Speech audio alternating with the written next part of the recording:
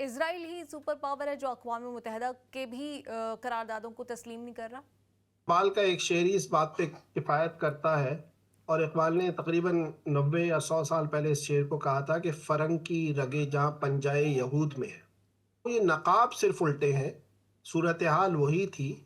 آپ اعلان بالفور سے لے کر 18 سے لے کر 1924 تک جو کچھ ہوا اور جو کچھ برطانیہ نے کیا، جس طرح اعلان بالفور ہوا اور بالفور ڈکلیریشن کے بعد جس طرح اسرائیلی ریاست کے قیام کی داغ بیل ڈالی گئی، تو یہ سب چیزیں اسی طرف دلالت کرتی ہیں۔ اور اقبال تو یہ بہت پہلے کہہ گئے تھے، 100 سال سے بھی زیادہ عرصہ اس بات کو ہو رہا ہے۔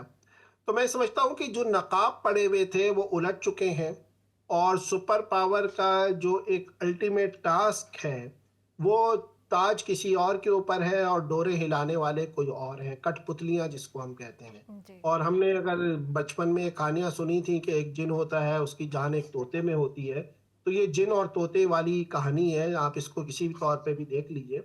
لیکن اب میں دوبارہ یہ کہہ رہا ہوں کہ یہ اسرائیل کا ہائی ٹائم ہے، یعنی کہ یا تو یہ ریاست برقرار رہے گی یا یہ ریاست ختم ہو جائے گی۔